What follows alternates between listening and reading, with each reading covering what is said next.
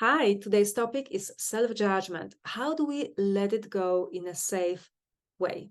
If you notice that self-judgment is paralyzing you, it's slowing you down, but on the other hand, you have no idea how to let it go, then I hope that you will hear one thing in this video that will put you on the trajectory of positive change.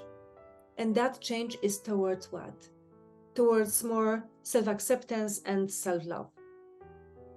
If you want those things in your life, then at some point you need to look at your mental habit of self-judgment, if it's there.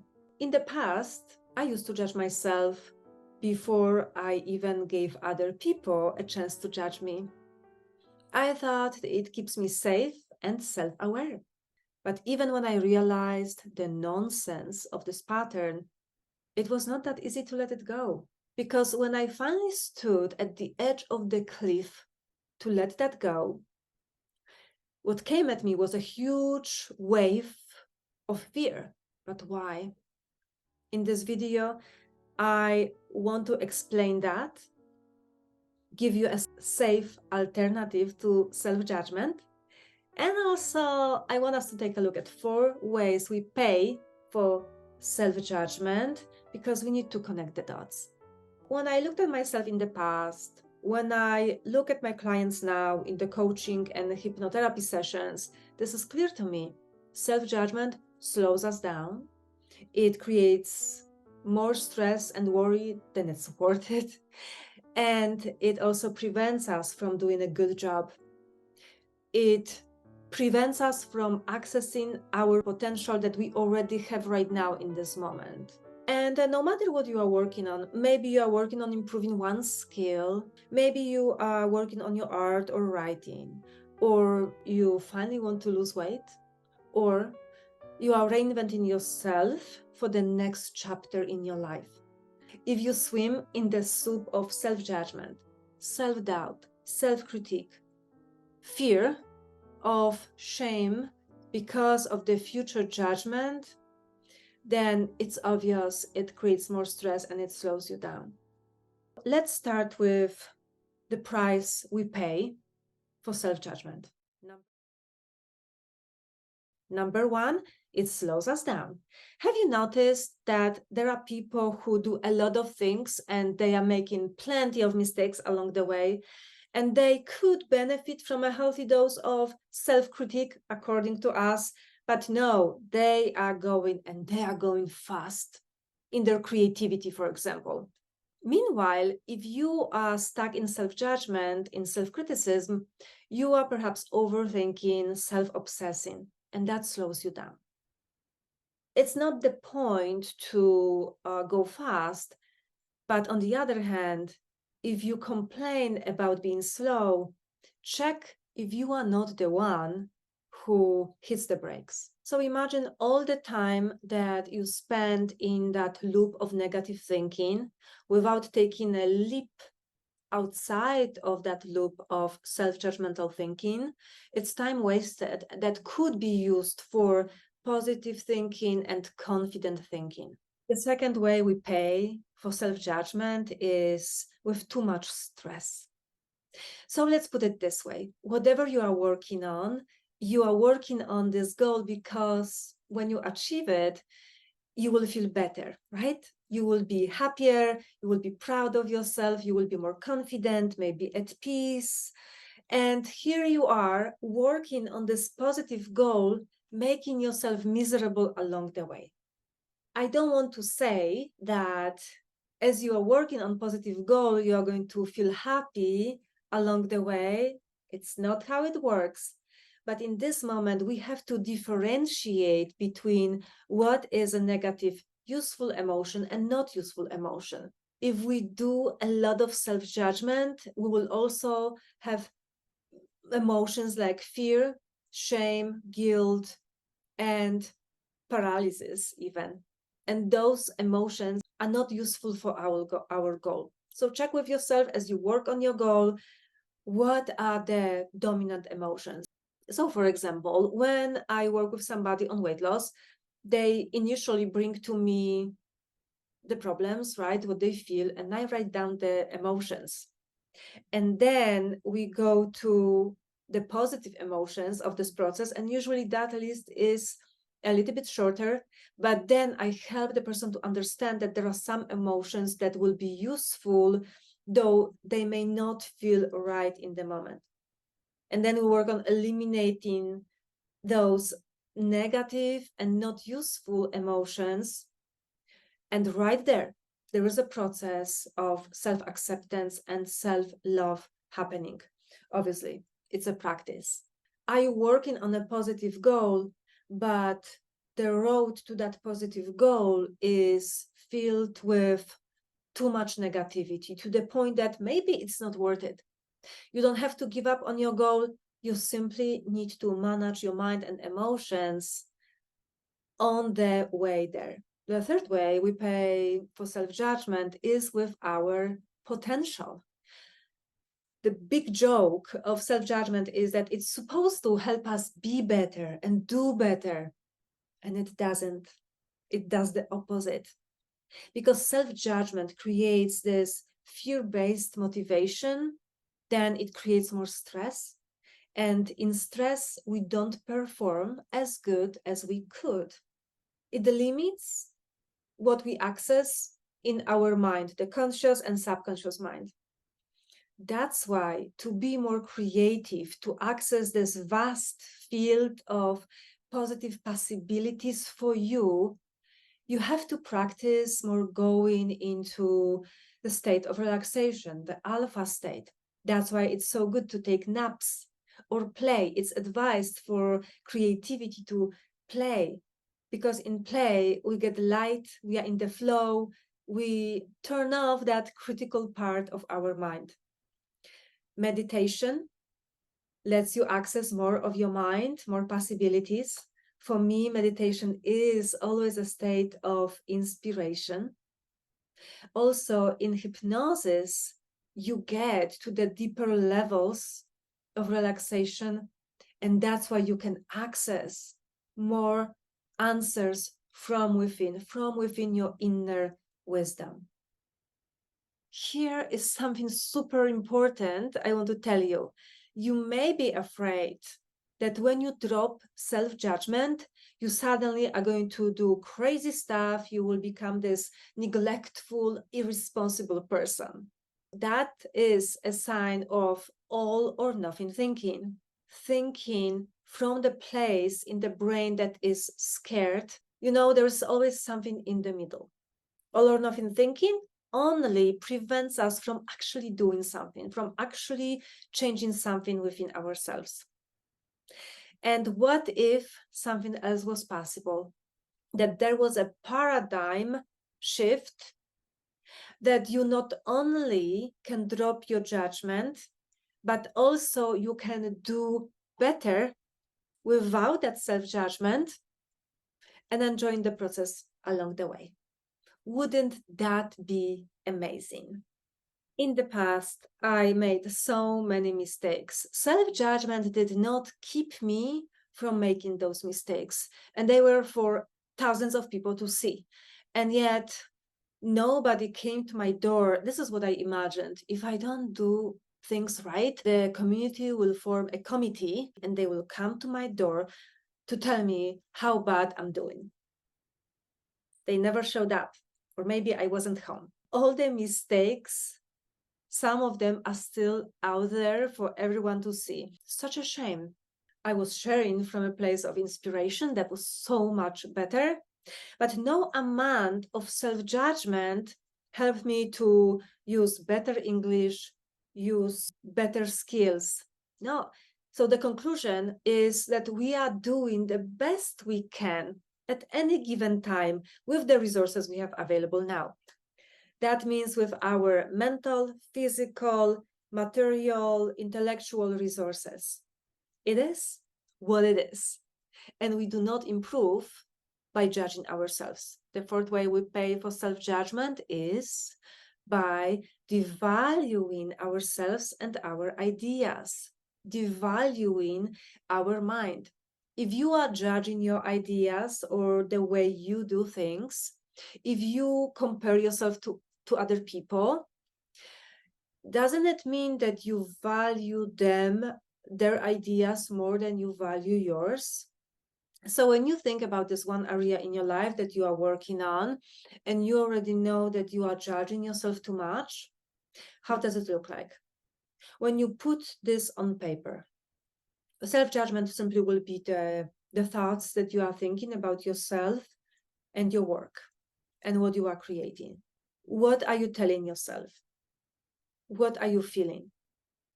If you put it on paper, what would need to happen for you to let it go? What comes up for you in the moment? And what would you replace it with? So right now, if you have some emotional reaction to the idea of letting it go, what comes up?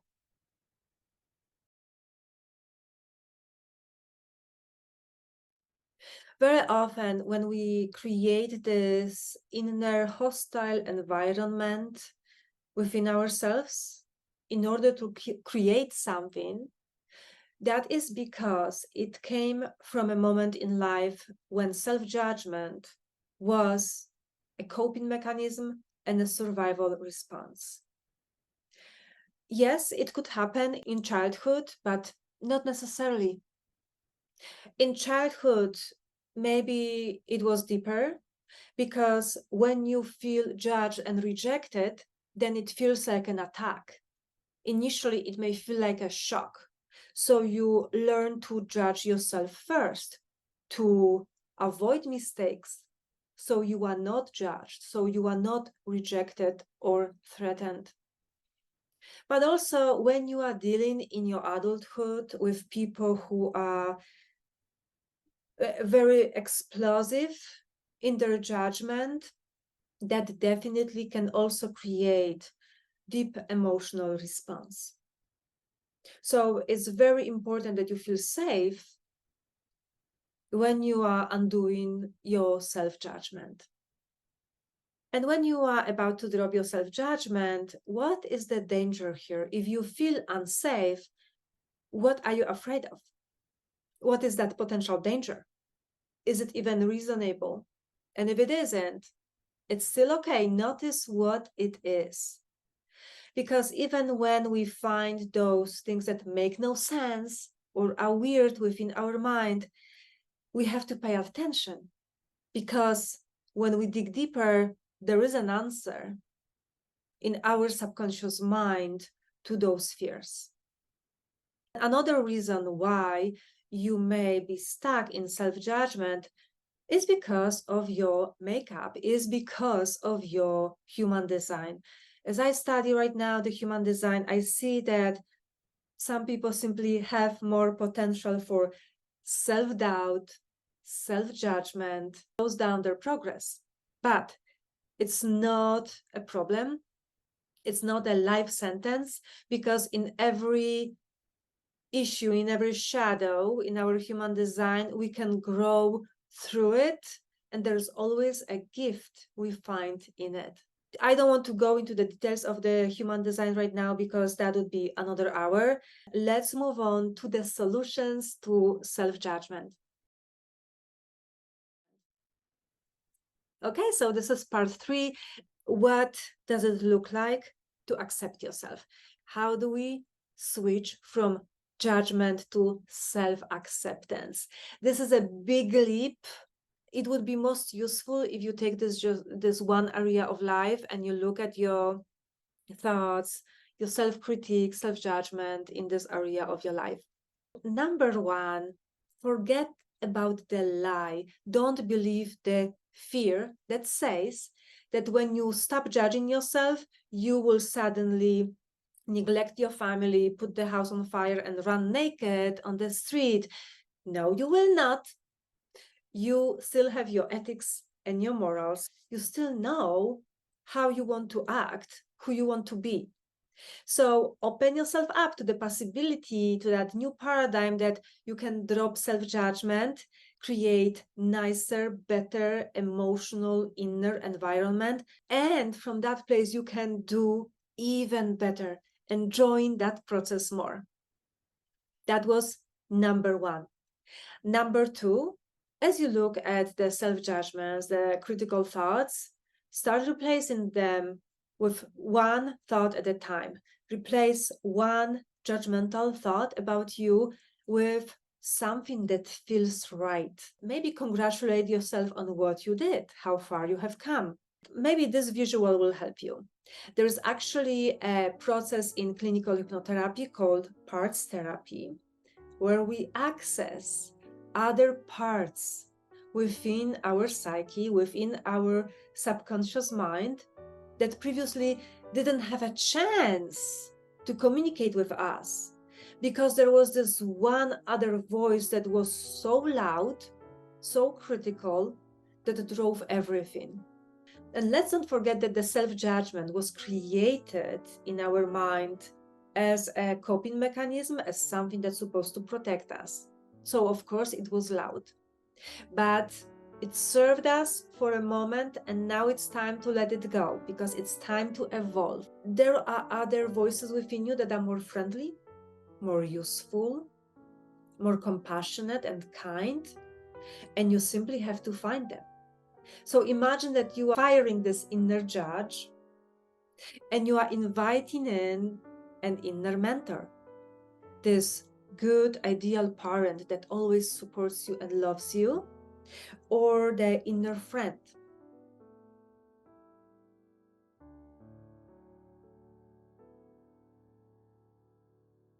When we amplify the voice of these friendly parts within us, we feel the results in real life. Number three, that is related to the previous idea. When you remove something, you have to replace it with something. So when you are removing that inner judgment, inner critique, and the feeling associated with that critique, what are you replacing it with? You have to choose deliberately, and you can, and it's actually a good idea. How do you want to think about yourself and the project? How do you want to feel about yourself and the project? Bring that energy into your body and mind.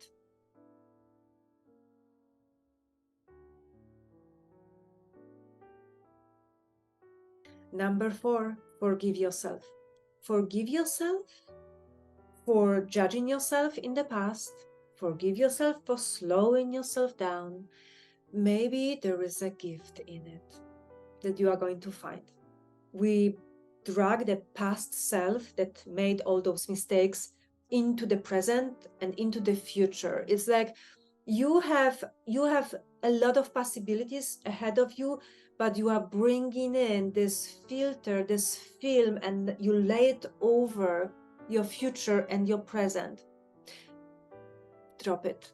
That was then, this is now. Imagine that you are putting down heavy suitcases full of self-judgment, and you walk ahead into your future free and light. The fifth way to get out of self-judgment is to simply change your perspective. In self-judgment, we are focused on what's wrong, but there are so many things that are right, that are good. So stop focusing on what's wrong and start focusing on what's right. What have you done well? If you are working on weight loss, look at the past week. Don't beat yourself up. There is something that you have done well. If you are working on your art, maybe you messed up something, and so what? But even in that piece of art that you messed up, there are some brilliant moments. Pay attention to them, focus on them. And number six, I think it's huge.